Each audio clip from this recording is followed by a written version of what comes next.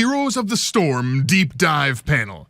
Your panelists are Matt Cooper, Phil Gonzalez, Richard Koo, Brian Sousa, and Alex Sun.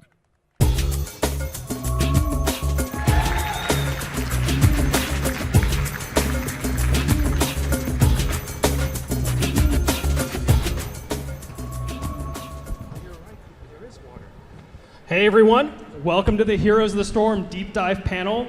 Thank you all for coming. We're really excited to show you some of the heroes and battlegrounds in our game. And here to show this stuff off, we have from the art side, Brian Sousa. Hello. Got a lot of fans. Phil Gonzalez. Hey guys. And from the design side, you have me, Alex Sun. Thank you. Matt Cooper. Hey guys. And the man who's going to start us off, Richard Koo. YOLO, Blizzcon.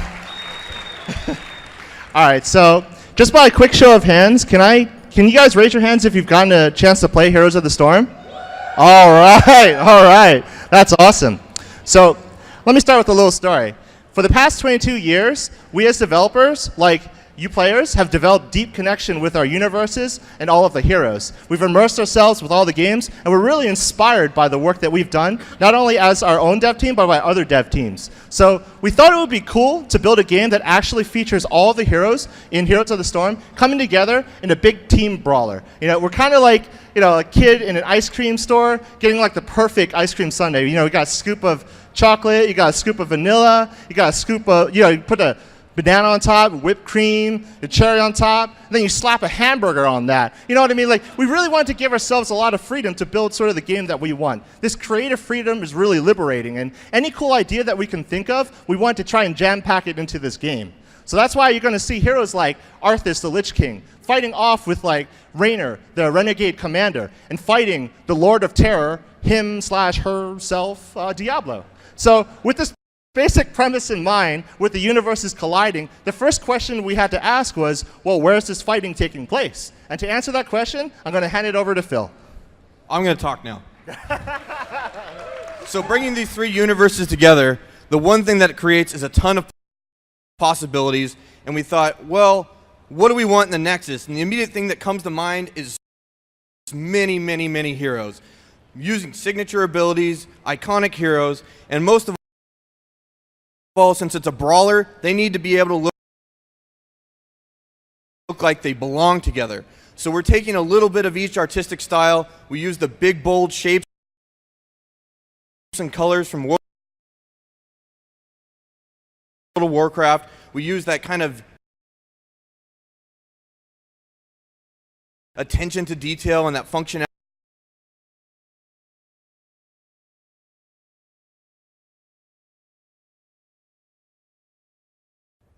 Welcome to the Evolving Sound of Warcraft panel.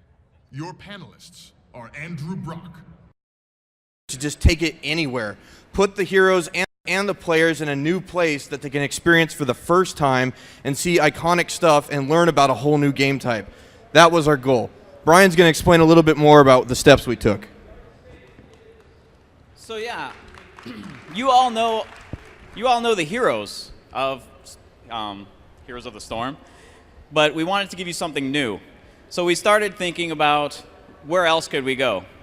We were all brought up with the works of Tolkien and George R.R. Martin and Robert Jordan, and of course playing Dungeons and Dragons. And so for us, fantasy is still a first love. But you know, we already have a fantasy world. So how do we change this? Well, with King's Crest, we went in a more classical, neutral setting. This is the kind of thing you would see in a storybook like Cinderella or Sleeping Beauty. And with these concepts, we've decided to make it a more pretty world, more beautiful, more green, luscious. And see, these are these are some of those concepts as you'll see them in the games. But we just don't always rush to final artwork. We have to decide, will it work in this battleground? How will it feel to play around all of this medieval setting? And so we make these mock-ups. And this really helps us come up with new ideas and sell the ones we have. For instance, these doodads are not just aesthetic. These are actual gameplay objectives, such as the towers and the stone dragon. The stone dragon was one of our first concepts, and it actually made it into the final game. And this is it as it animates when your town is preparing for battle.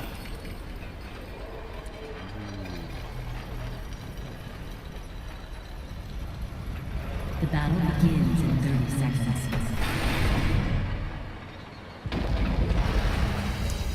Next is a flyover of the gardens as you'll see it. We themed this Dragonshire, and we wanted a really clean, beautiful place to kill your enemies in. It's got, pristine hedges, it's got topiaries. If you played, the main objective here is bringing the Dragon Knight alive, and so there he is in the center of the map. And so this is basically how our first take on King's Crest turned out to be. But not all of our artwork makes it into the game. And here's Phil to tell you about that. So initially in Heroes, we had goblins as the racial merchants and ogres as the brutes. They're going to be featured on every map, regardless of what universe the map took place in. The more we thought about it, and the more we tried to experiment with things like these ogres being wearing King's Crest uniforms, the more we kind of wanted to do something new and something unique. We also took this approach with the minions. We didn't want to be bound to footmen from the World of Warcraft universe because it'd seem odd if you have an Alliance character like Valen chopping up footmen all the time. It just would kind of interfere with the experience out the gate. So we went and took this new approach. We're having new minions, new wizards. We even have characters that are themed to their tile sets, and you're going to see a lot of stuff that shows off these themes. This is what the aesthetics look like on the basic buildings. You can see that we have vines crawling all over the buildings, and that the dragon motif gets carried through on top of the towers and in front of the catapult. Matt's going to explain a little bit more about the base. Yeah, so in Heroes of the Storm, we've added fortifications. So here we have a really powerful Diablo. He's just going to mow down these minion waves. Uther is going to go out and challenge Diablo a little bit, but this is not looking good. So Uther can run back through his gate, and Diablo cannot chase him. Uther's able to use his healing fountain to heal for a bunch of health and mana and go out and challenge Diablo again. So being close to your fortification is a huge defender's advantage. Oops, I'm sorry. Back it up. All right, so here are the Siege Giants, and these are what replaced the Ogres. The Siege Giants essentially have the same aesthetic as the Ogres, but they're visually very, very different. They're big, lumbering brutes. They're about as smart as a house cat, and they get themed to their location just like everything else. You can see we have a concept here of all the knight heraldry that they wear. Matt's going to explain how the Siege Giants work. So Siege Giants are a standard mercenary we have across all battlegrounds. The Siege Giants are something that, when you capture them, they'll be in awe of your strength, and they'll actually join your forces. They're pretty easy to capture. We see Myrddin clear them up pretty quickly, and now they're going to actually join Myrddin's forces. They have long-range attacks, so they're great at killing forts early on. So we have several different types of minions that you can capture aside from the Siege Giants. Another type are the Knights. The Knights are extremely powerful, and like all the other characters, they will be themed to their locations. The maps on the gardens wear white armor, and they have a rose motif. Matt's going to show you how the Knights work. Yeah, so the Knights are a lot more challenging to capture. So we see here 3 players attempting to capture the Knights, and they work similar to the Siege Giants. When you defeat them, they will join your forces. The Knights are strong melee bruisers, so they're great at going into the front lines of combat and soaking up a lot of damage. And finally, another unique minion is the boss monsters. And the boss monsters vary from map to map. Sometimes they're very, very closely tied into the map mechanics, and other times they're just super minions. On the gardens in King's Crest, we have the Dragon Knight, which Matt can explain more. Yeah, so this is a look of Dragonshire, one of the maps we have playable here at Blizzcon. If you control a top capture point and a bottom capture point on this battleground, you can come to the center and channel on this Dragon Knight. So we see here Stitches, Anubrak, and Arthas. Arthas is going to come in and channel on the Dragon Knight. And when you enter the Dragon Knight, you get a whole new set of really powerful abilities. These abilities force a team fight. The enemies have to deal with you. And we can see Stitches pretty excited. He's dancing a little bit there, but... So eventually, King's Crest grew to be a huge, immersive world, and there was way too much to put on one battleground. Could I get this? Thank you. You're welcome. So we decided to look at different areas of which we liked and expand upon them. The docks area really appealed to a lot of us for dirty pirates, you know, drunkards. Just the aesthetic just really excited us. So Blackheart's Bay was born. And then we went back to the drawing board. We concepted ships and cannons and statues to dock posts and crab barrels. Everything had to have a similar feel to make sure it fits with the docks. Everything here is an actual doodad or prop on the map. From small to large, it helps really give it the immersiveness that we look for. So let me explain a little bit more about how we launched into developing Blackheart's Bay. As Brian said, we had a lot of elements on one tile set, and the ship was a key factor into making a distinction for a new map. The ship created a lot of possibilities for us. The designers were questioning things like, what if you could take over the ship and it would bombard enemy towers and lanes? So we put the ship on the side of the map, and it turned out to be a really fun feature, but we thought, man, the side of the map doesn't really get people focused on the ship. We should put it in the center, but that created a new problem. How do we sail this ship into the center of the map? This is our solution. Listen well, you trespassing dogs. Stop up your doubloons, and maybe I'll turn me cannons on your foes. So we have ghost pirates. Ghosts are awesome. Ghosts can travel anywhere, and because they're pirates, they never stop loving gold. All it takes is a deep, deep love for money, and your soul will stay in the mortal realm. Ghost pirates ended up being a very strong thematic drive on Blackheart's Bay, and we're going to look at some of these map mechanics a little closer to show you how they work. But Zeus is going to talk. I'm sorry. I'm sorry. So this is a flyover of what we have for Blackheart's Bay right now. And as you can see, it still has the King's Crest feel at the core, but with the added docks and the wood, it really changes the aesthetic look of this battleground. And also having unique centerpieces such as the ghost ship itself really adds a deeper lore to the King's Crest, world. The mythology. Mythology. Thank you. Would you like to talk?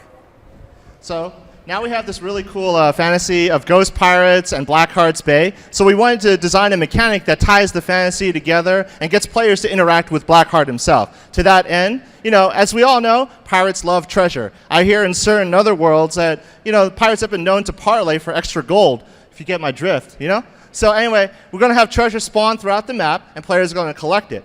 Once they've collected enough treasure, they need to actually go and turn it into Blackheart himself. However, there's only one Blackheart on the map, so when players are actually going to turn in Blackheart, they have to be very careful, because if you're killed, you actually drop all your treasure, allowing the enemy players to scoop up all your treasure and claim it for their own. Here we see Illidan taking out one of the many pirate mercs that appear on Blackheart's Bay. These guys are very easy to kill, and they serve as a constant source of doubloons for the players. Another source are these chests. As you see here, they actually spawn in the middle of the lanes, and they're a little bit more contested. Illidan and Tassadar need to put in a little bit more effort to get all of the treasure out of this chest, but as you can see, it's a lot more than normal. So whenever these spawn, you need to go and get them. As I mentioned before, when you go turn in the treasure to Blackheart, you got to be careful, because when you have enough treasure, it's almost like you become the quarterback. The entire team wants to protect you, make sure you can safely deliver the payload to Blackheart. But the enemy team, they want to sack the crap out of you and steal all the treasure for themselves. So here we see a treasure-filled Abathur crawl into Blackheart. Unbeknownst to him, Scumbag Diablo and Scumbag Nova come out and gank him. Red team draws. Oh man, that's so many coins. Now Diablo and Nova have all of the treasure, and this villainous duo can actually go and turn it in and claim Blackheart for himself. But good guy Tassadar and good guy Illidan come in and reclaim the treasure for themselves. A lot of this chaos and drama we think is really exciting. With the treasure changing hands a lot, players need to think on the fly, figure out who has the most treasure, who can they protect, how many treasures have each team turned in. And so here we see Tassadar actually turning in the treasure, and he's going to actually win Blackheart's favor for a short period of time. Blackheart's ship will bombard the enemy from the center of the map. As you can see, the cannons will fire. Boom, boom, boom. All right. So then across the map, you can see the cannonballs land and hit enemy forts from anywhere on the map, doing terrible, terrible damage. You know, during this time, like, the damage cannot be prevented. The enemy team just has to take it. And during this time, the players that have actually summoned Blackheart should regroup, should start thinking about how to gather more treasure, or think about turning in to Blackheart any coins that they have left over from the last time they turned in. And that's Blackheart's Bay. So here's a closer look at the theme on all the buildings and the base stuff in Blackheart's Bay. You can see the towers and walls are dock theme, and we have a hippocampus capping the towers and the other base armaments of the catapult. We also themed out the siege giants. Instead of throwing rocks, they shoot cannons. We love doing this stuff. It makes it way more immersive. Yeah, and the siege giants are the same mercenaries we talked about earlier. They work in the same way. So here we see Gazlo laying down some turrets and attacking these siege giants, and when he defeats them, they're going to join his forces. His buddy ETC can jump in with his global ability, finish off the siege giants, and they cower, and now they're going to join their forces and make a push. So that's a lot of fun to take something and always change it thematically for each map. Here are what the knights look like on this map.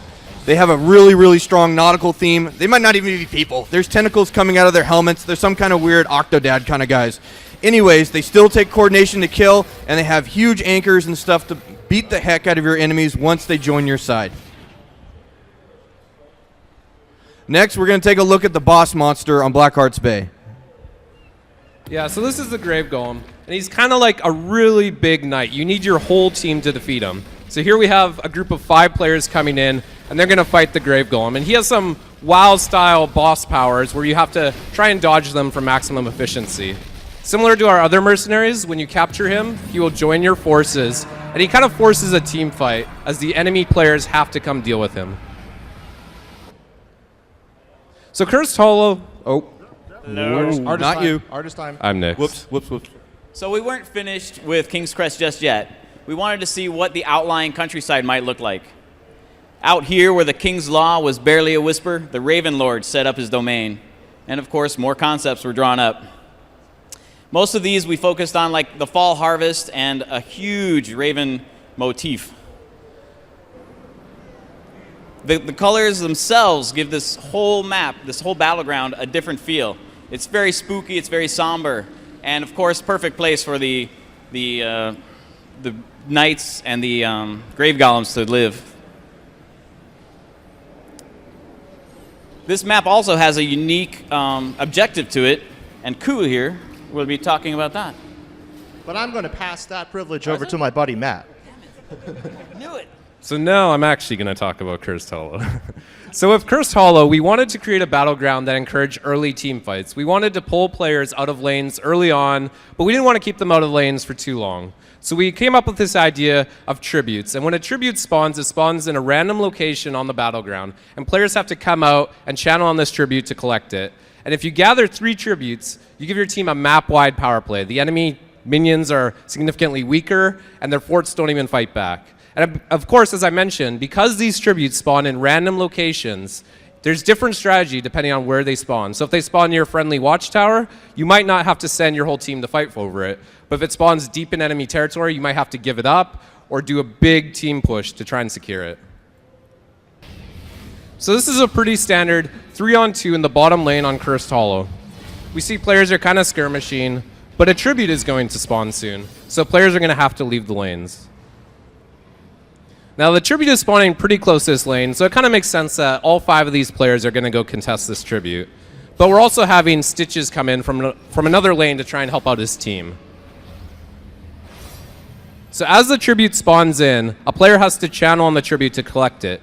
But you can't just ninja the tribute. You actually have to control the area because damage prevents the channel. So we see the team fights going to continue, and it looks like the red team has kind of pushed them back, and they're going to attempt to channel on the tribute again. But channeling on the tribute actually takes quite a while. So the blue team's able to come back in and force the fight. And we'll notice not all 10 players are fighting at this tribute. There are still players in other parts of the battleground pushing lanes or taking objectives. And it looks like Tyrio and Tassadar were able to clean up. Tassadar is now going to channel on the tribute, and Tyrio is actually going to stay nearby Tassadar to make sure that they're actually able to secure this tribute and no more team fighting occurs. So when you gather 3 tributes, that's when you actually summon the curse. So this team with Uther have 2 tributes right now, and Uther is going to collect the 3rd tribute. Now, Uther is traditionally a pretty low damage hero. He can't normally kill minions or structures too quickly, but because of the curse, his damage is basically amplified against the minions and structures.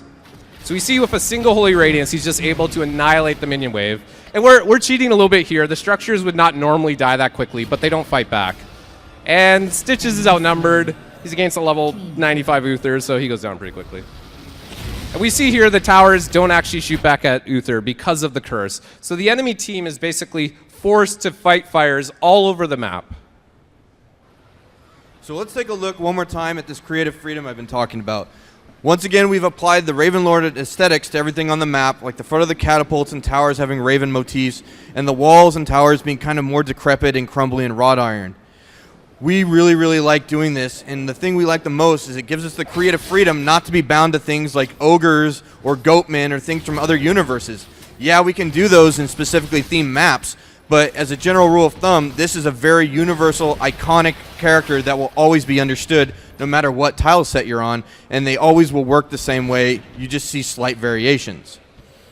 So here are the variations for the knights, and these guys are just super hardcore black knights waiting in the forest, and they have their shrines. But because they're iconic and we always know what they look like, we know we're going to need teamwork to defeat them, and that once they're defeated, they'll join our forces and be a really awesome pushing power.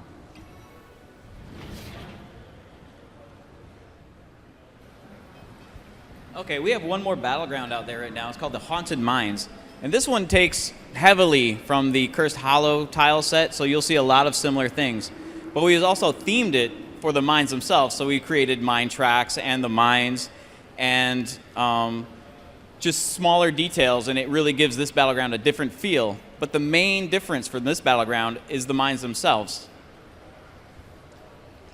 All right, so the idea behind the Haunted Mines Battleground is that we wanted to create a competitive dungeon where players are actually racing against PvE mobs to construct this grave golem that you sort of see in this loading screen. You know, it's a race for the skulls, and players have to figure out how they're going to divide their team to collect skulls versus fighting the enemy team who's also trying to collect skulls too. You know, when we first decided to make this map, I thought we were kind of crazy. I was like, guys, are we actually going to make a multi-layered map on a single battleground that has 2 different tile sets and whatever? And heck, I was proven wrong. And this is the kind of example where if you push the... Whoa. Hello? Oh, okay. When you really push the tech, art, and design, you create an experience like no other that's really unique and extremely exciting. So here you see Raynor, Kerrigan, and Zagara. They're just laning normally. They're fighting off the minions, but soon the Ravenlord is going to call and say that the Haunted Mines are open. So when the Haunted Mines open, you just need to right-click on the mine shaft to go down below. And you can kind of see some of our cool tech in action. You can actually see Kerrigan and Zagara appear below. And as Raynor actually right-clicks on this shaft, he's going to be teleported into the mines.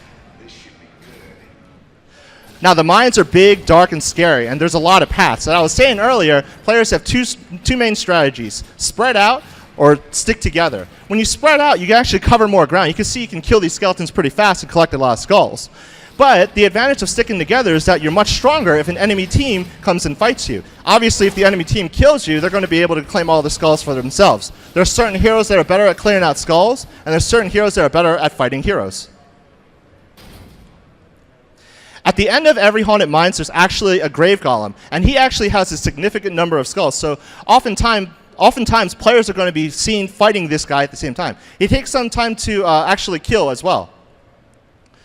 Here you see Kerrigan actually fighting the grave golem herself. Now, Kerrigan's a really strong 1v1 hero, so she could actually probably take it out. But because she's by herself, and the enemy team sort of senses blood, Anubarak and Tyrande are actually going to come in and kill Kerrigan before she's able to get all the skulls. I think if Kerrigan could mulligan this, I think she would bring more allies. You know what I'm saying?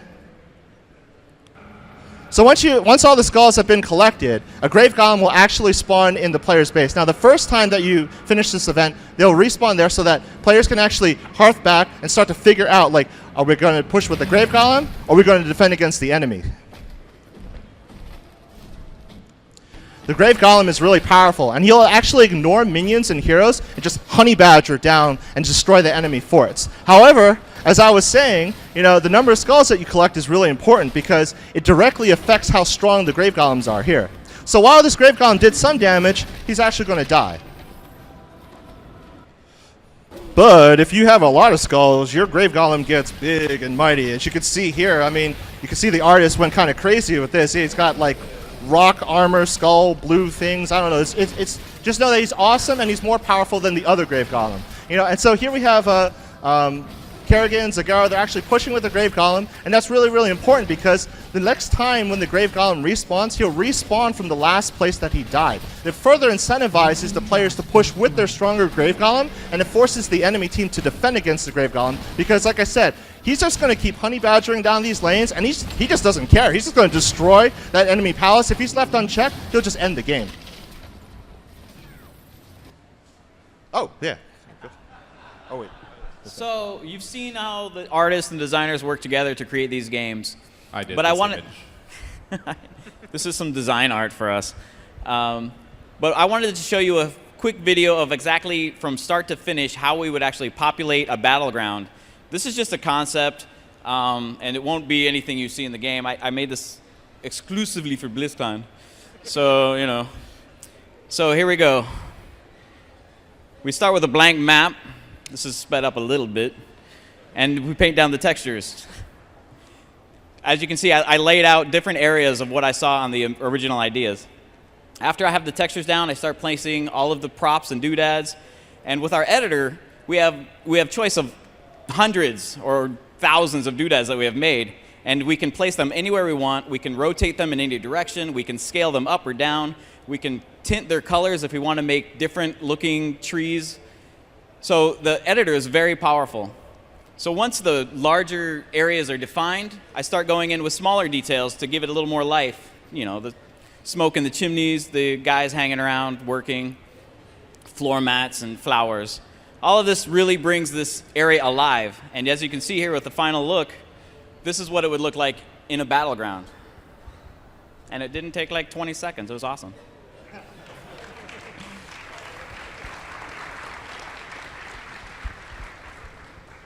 So we've talked a little bit about how we design our battlegrounds. Let's go into a little bit of detail on how we design our heroes. So you may have heard this from other panels, and this is one of the core design philosophy values that we actually follow. What is the fantasy? And for Heroes of the Storm, it couldn't be more important. What is the fantasy really speaks to, when you think about playing these heroes, what do you imagine them doing? What is the universe that they're in actually like? What kind of powers have they used in the games? What kind of cinematics have you seen them do things? Like when I look at Raynor, I think about how he's a Terran in a Marine suit, and he uses a big gun, and he calls in Banshees and Hyperions. When you look at Arthas, you see him summoning Sindragosa. He's got a legion of undead. All this cool stuff.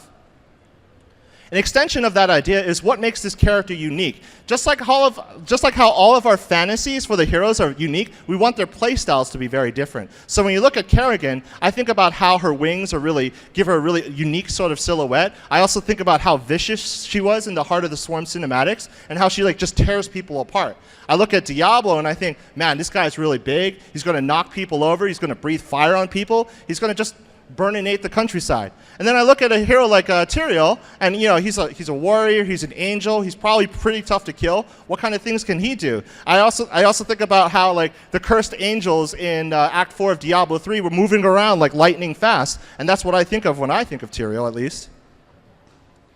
The next question we ask, who is this hero for? How difficult are these heroes? So on the left side we have Raynor, and he's intended to be a beginner hero. He's actually going to be our main hero for the tutorial. He's a very warm and inspiring kind of guy. I bet, I would like to have a drink with him, share a couple stories. He's a pretty chill dude.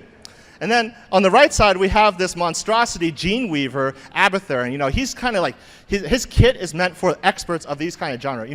We always like to say that our game is easy to learn, difficult to master, but Abathur is actually extremely difficult to learn, extremely difficult to master. A lot of his abilities are strategic. His basic ability, Symbiote, is map wide, and he's got to spend his whole time scanning around the map and really supporting his allies.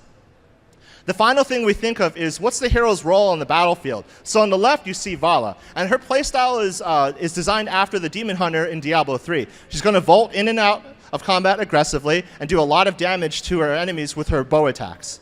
And then on the right, we have a hero like Tyrael. Tyrael is a warrior, and he's really hard to kill. He soaks in a lot of damage, and he slowly wears down his enemies. In addition, as part of his fantasy kit, he's a protectorate. He will actually use abilities that will defend his allies. So I'm going to talk a little bit more about the fantasy behind our heroes and kick off some of these closer looks.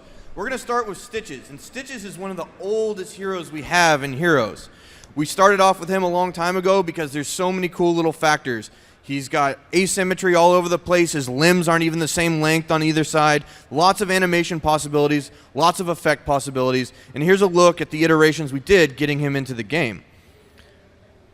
So the Undead Abomination originally showed up in Warcraft 3, and it had a ton of personality. It was very iconic, and it naturally made the transition into WoW, which is where Stitches comes from. He stalks Darkshire. He was a really cool quest objective, and we thought he's a perfect candidate to get put into Heroes.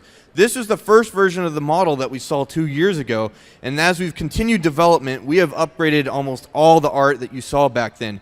This is what he looks like now. We've put a lot of energy and effort into making much better animations, much better effects, and overall improving every hero you're going to see.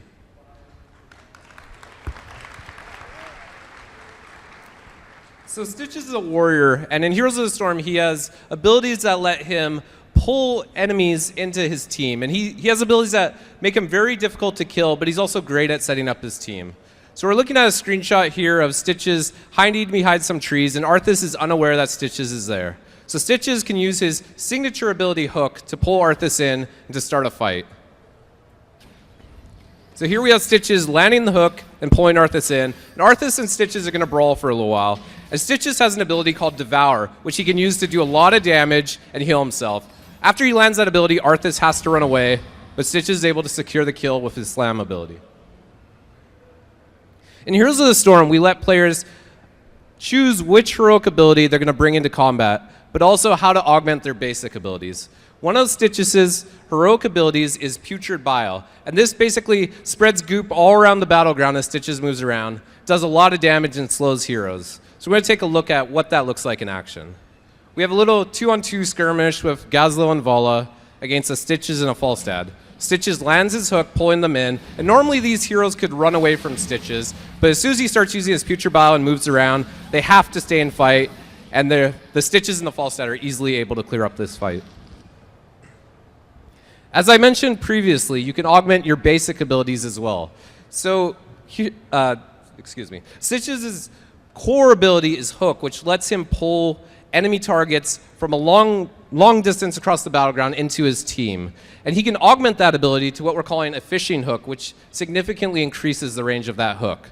So we'll see what that difference is. So the blue Stitches has now upgraded that hook ability, and we can see just how much further that goes. So you can basically choose these different talents and customize your playstyle. And now players from both forces now have to change up how they play to counter against this new ability.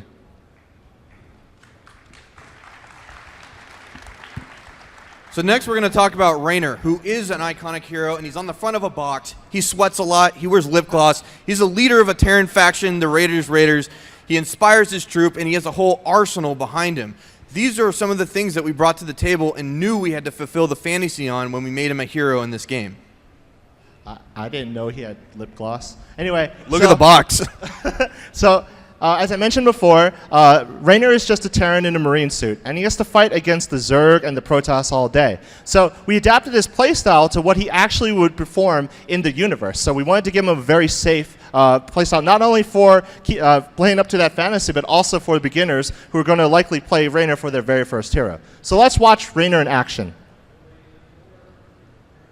All right, so here we have Raynor actually pushing down into the lane. And he's going to use his signature ability, Penetrating Round, to knock back the enemies and deal a lot of damage. As you see, as Raynor is shooting at the enemy, he's actually utilizing his trait Lead from the Front. And what that does is, whenever an enemy that's recently damaged by Raynor dies, his abilities will recharge a little bit faster. This gives skilled players the ability to distribute this trait so that they can use their abilities more often. So for even a simple hero like Raynor, there's still a lot of hidden strategy and gameplay for pros. Here we have Arthas and Illidan trying to gank Raynor, and he uses his Penetrate around once and twice to keep himself safe. As Matt touched upon, one of the cool things in Heroes of the Storm is the ability to choose your heroic ability. Now, similar to the idea of designing heroes, we want to make sure that the heroic abilities not only fit some sort of fantasy, but are also very unique and have a very, very focused sort of reason for their playstyle. So here we have Raynor going into a lane, and he's actually going to call in a favor from his buddy Matt Horner to call in his flagship battlecruiser, the Hyperion.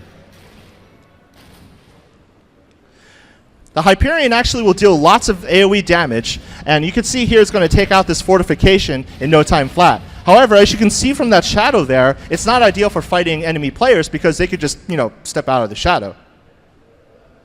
On the flip side, Raynor can summon in a pair of Banshees, and this gives Raynor the ability to duel with enemy heroes all of a sudden. He becomes a very powerful duelist, so these Banshees will come in and start pew-pewing the enemy. So here we have Raynor just minding his own business. Arthas comes in and tries to kill him. But Raynor is able to call in these Banshees and knock him back with Penetrate around. Now the tables have turned on Arthas. Now, as you can see here, the Banshees are actually flying units, so they can see into the shrubs that Arthas is trying to run away into, allowing Raynor and his Banshees to secure the kill. So let's take one more look at another hero. Here we have Tyrael, who's an angel, which is kind of like a ghost, and we have an affinity for those. Tyrael visually has a lot of things going for him that make him really, really easy to execute. He's wearing awesome armor, he has these cool angelic wings, but more than that, he's the angel of justice, and he cares about the plight of man, and thematically, he's a very strong leader and ally. We'll explain a little bit more about that. Yeah, so Tyrael can be played in kind of two different ways. He can be the ultimate initiator for your team, or he can kind of use his abilities to protect his allies.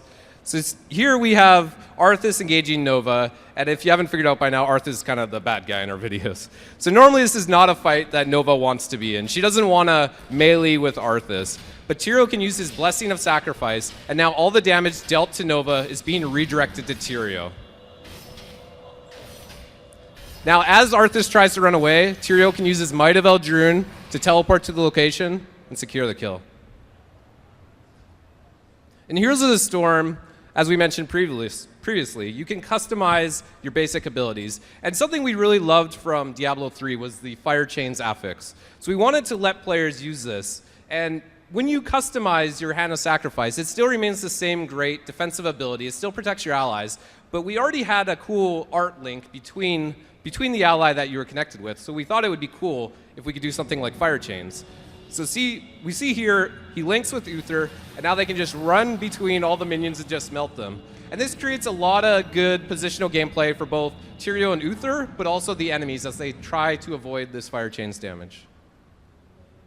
One of Tyrael's heroic abilities is Judgment, and this lets him be the ultimate initiator. He can charge in on an enemy, knocking them away and doing a lot of damage. So we're going to look at that in action. Again, Arthas, bad guy. And he's gonna fight Nova, but he's a little bit smarter this time. He brought an allied Illidan with him. So this is a really bad situation for Nova to be in. She does not want to fight these two heroes. Tyrael can use Judgment to quickly rush in on Illidan, knocking both enemies away, and he kind of puts Illidan into a bad position. Illidan quickly goes down. He can use his Might of Eldrune to teleport on top of Arthas and continue the chase. And it looks like Arthas is probably going to go down there. He did die. So we talked about some of our heroes individually, but when they come together, that's when they really shine. After all, this is a 5v5 team game, and one of the most fun ways to play is to grab a friend, come up with some strategies, try them out, and hopefully succeed. For example, in the shot, we have Tassadar walling off Illidan's escape, making it pretty easy for Stitches to land his hook and yank Illidan away from the security of his defenses. Now you can imagine if you and your friends wanted to try out a strategy like this, you go to select your hero and someone steals Stitches or Tassadar, that'd be really frustrating. So one of the things that we want to do is create this mode and where you and your party can reserve your heroes before you go into the game. That way you're guaranteed to play the way that you want to. Glad you like that.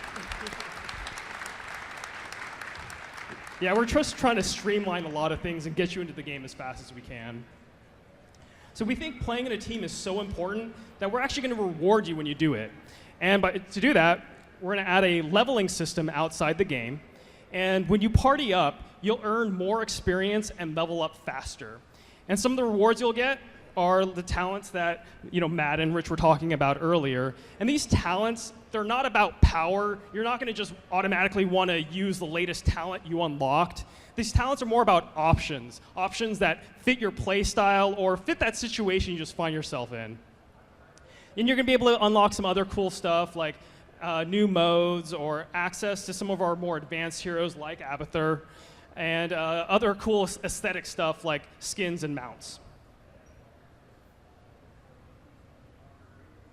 Yeah, so the mounts are this cool cosmetic thing we added to heroes, but it also has a lot of gameplay.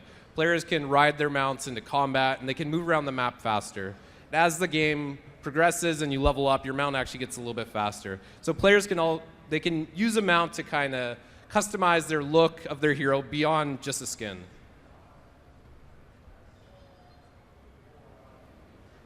This is an awesome Terran mount that I love. I like this one. And this one is mine. So let's move on to skins. So as you can see here, we're having a ton of fun making skins. We have so many ideas, we can't stop thinking about them. And up here are a few examples of the skins that we are currently implementing or planning on doing. As you can see on the top row with Uther, we have things like the pirate costume, or maybe he's part of a different faction. Maybe he's a Bloodsail Buccaneer. Just like the Nova right there that's infested. Maybe they took a different turn in their lore. Or we can send them to different universes, like the Uther that's in medic armor in the middle, or the Nova Amazon in the bottom page. There's a ton of possibilities. There's a ton of creative freedom. And like I said, that's what we really, really love about working on Heroes. So to kind of round it all up, we're going to show you a reel of a bunch of stuff that's coming down the pipe. It's all in alphabetical order. Here it goes.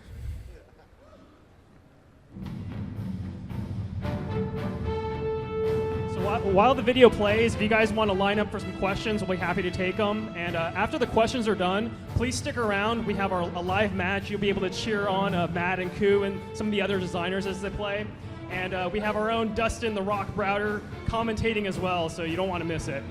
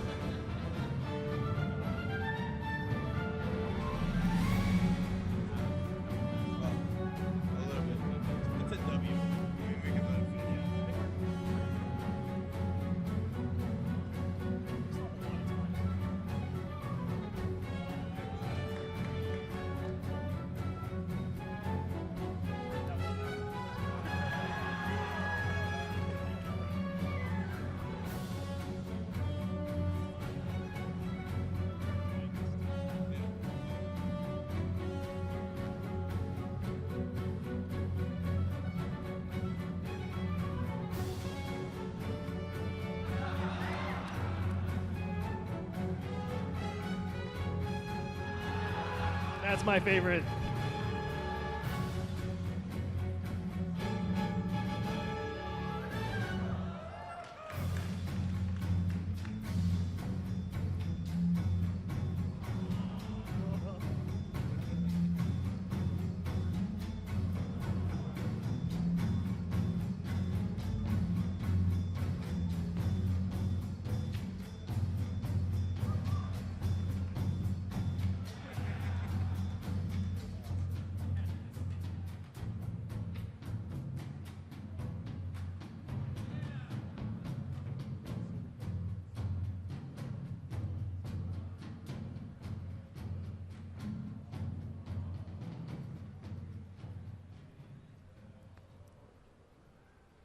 Let's do this.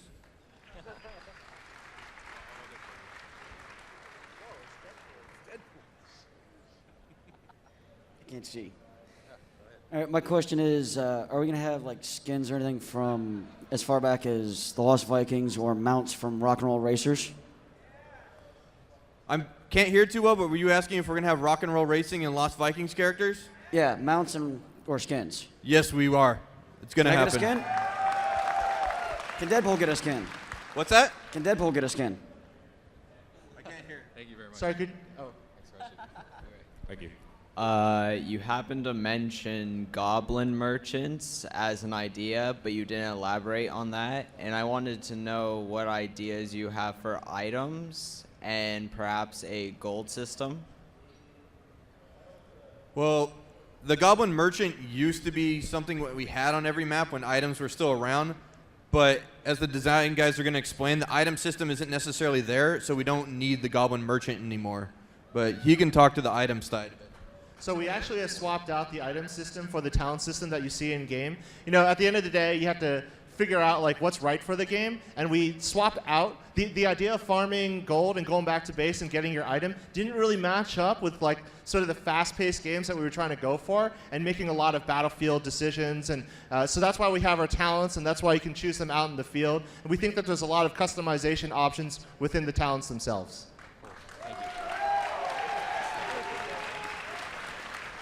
It's like every hero has their own item shop, essentially.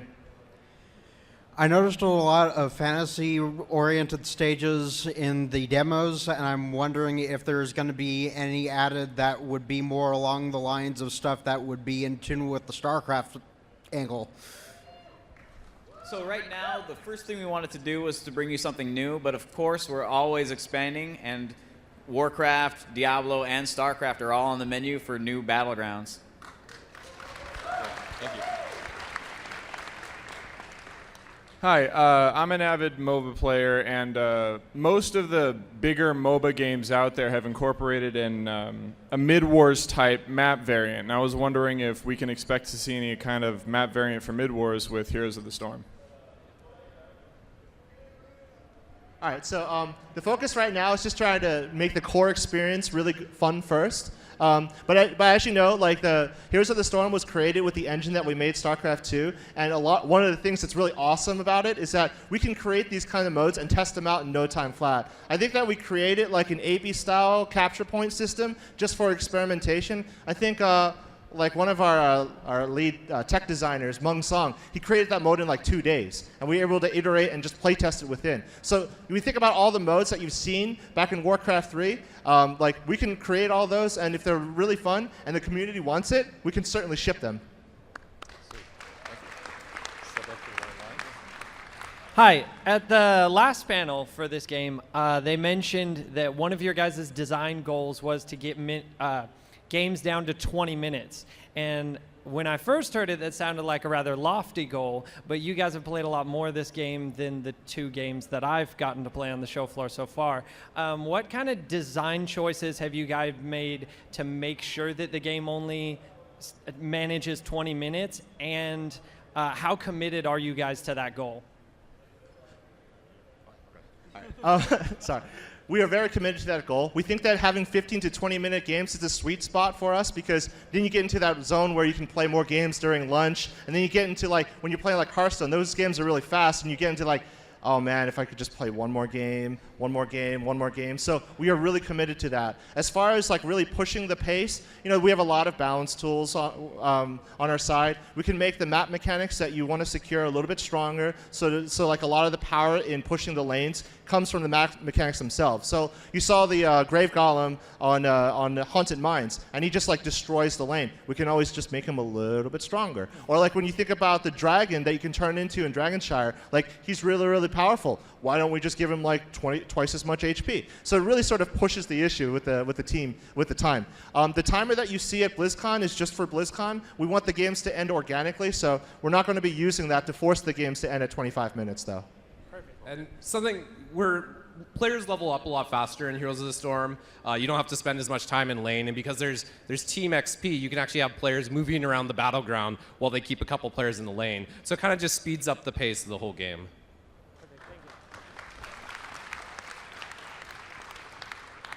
I had a question about Abathur's ultimate, Final Evolution. I'm curious how you see it fitting into the rest of his kit and why it seems like that's his only choice for an ultimate.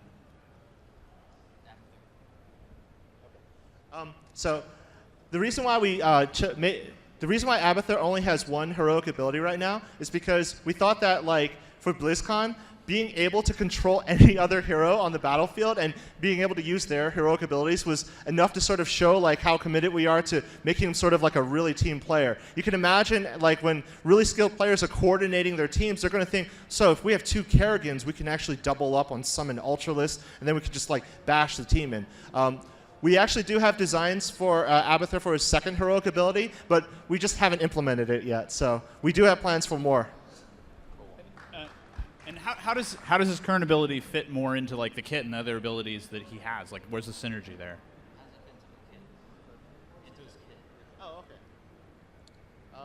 Yeah, so the way that Abathur's ultimate evolution fits into his kit is like, so normally he's just infesting people, and he's like sort of supporting them using like his little shield, and he's stabbing people, but the ultimate evolution allows him to create a clone of it, and the power level is just so much higher than all of his other abilities, so that's just how it fits in. I don't know if you noticed that when you actually use ultimate evolution, Abathur disappears from the map. So when he actually turns into that clone, and the clone dies, Abathur does not die. He actually just reappears from where he was before. He's actually pretty much invulnerable when he uses that ability. So it kind of gives him the ability to sort of like be the hero himself.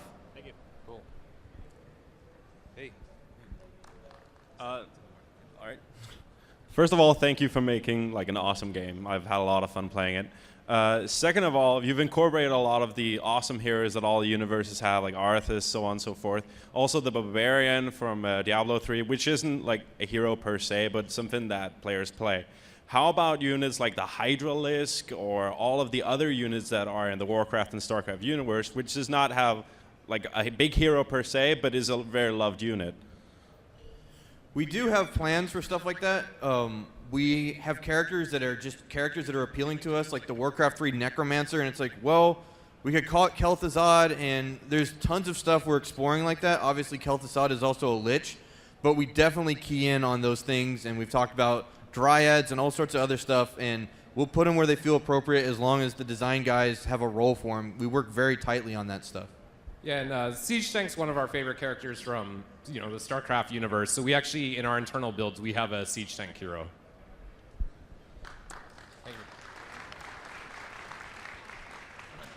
Hi, you mentioned that you would have like an account level where you could unlock additional heroes or talents. Will you be able to pay money to unlock those? And do you guys have a general opinion on pay-to-win mechanics?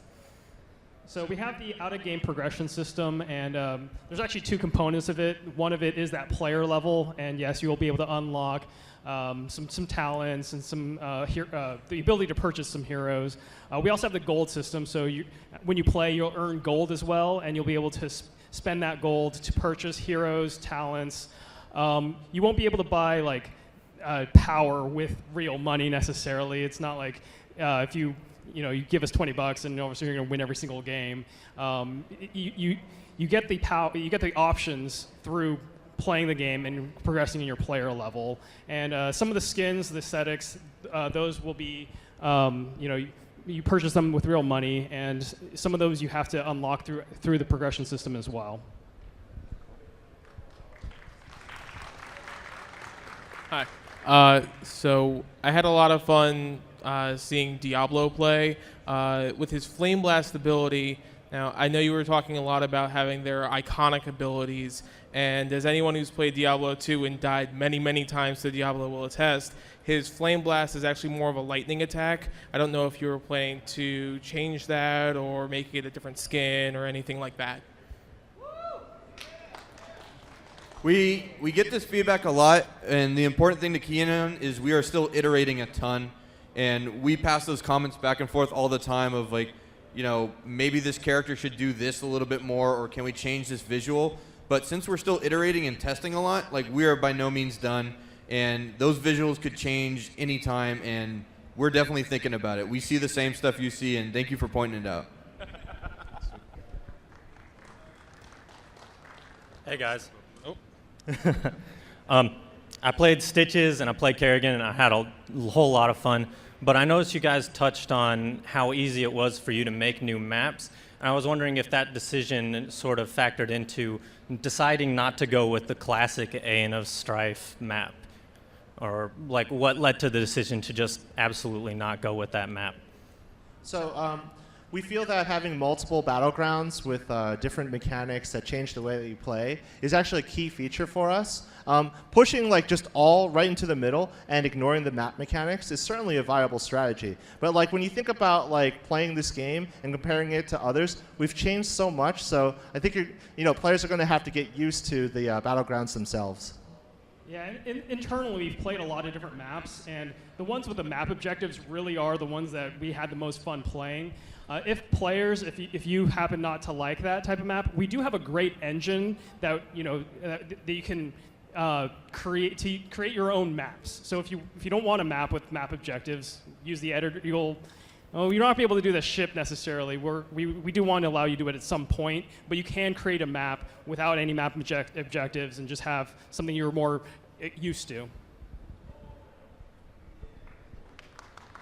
Hey guys, thank you first of all for the panel. I really appreciate it, and I think I may speak for a lot of people when I say that I appreciate that you're sort of cutting out the middleman between gold and items, and essentially instead of farming, going to the shop, buying the item to either make yourself tankier or a damage dealer or whatever, that just lives in a talent.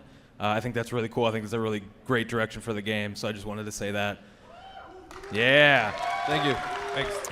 I actually have two questions. The first one is about your content strategy for once the game comes out. So, if you look at a game like League of Legends or most of the other MOBAs, it's hero-driven. And since you have such a pantheon of characters, obviously you want to pick the best ones, and you don't kind of want to be scraping the bottom of the barrel 3 years from now. So I guess my question is this going to be more map-focused or hero-driven? Like, what kind of content can we see coming out a year or 2 years after the game is shipped? So what we have on the floor today, we have 4 battlegrounds, and those are just the ones we're working with. We're waiting actually for feedback from everybody to see which battlegrounds work. Is 4 too many? What kind of things can we do to improve that experience? So similar to, say, like StarCraft 2, and we were rotating maps in and out of that pool constantly, we'll be doing the same thing. We have a really powerful tool. We can make maps on the fly. We can create new ones. We can see Blackheart's Bay in a different variation. We can see Dragonshire where there's maybe 2 dragons. All that stuff is available to us. To answer your previous question about the content strategy, it's a little bit too early to tell, but if you look at how Blizzard has supported games in the past, like WoW, there's a lot of content, it's regularly released, and we do have plans to create more heroes and battlegrounds, skins, mounts, talents, all that good stuff. Can I give my second question? Then the second question, it's admittedly a bit nerdier. Sure, go for it. So one of the big hallmarks of sort of competitive play is being able to discern what your enemies have up their sleeve. So if you look at their list of items, you can say, whoa, that guy's building tanky, that guy has more damage, etc. So with the talent system, in the example you gave about Stitches and his longer range hook talent versus a shorter range hook, will I, as the enemy, be able to tell what he has up his sleeve before he uses it so that I can know how to react on the battlefield? Of course. So this is only an alpha version of the game. We actually don't have all the UI elements in. It all sort of came in really hot at the last moment. But we actually have plans for a new feature called the strategic map, which actually takes the mini map and kind of zooms it out a little bit more. And so you can get a lot more information. And there we can add a lot of information for each of the enemy heroes, what kind of talents they've chosen, et cetera, et cetera. Okay, thank you. We're actually out of time for questions, guys. We're going to be doing a show match on stage shortly, so stick around. Thanks, guys. Thank you, everybody. Thank you.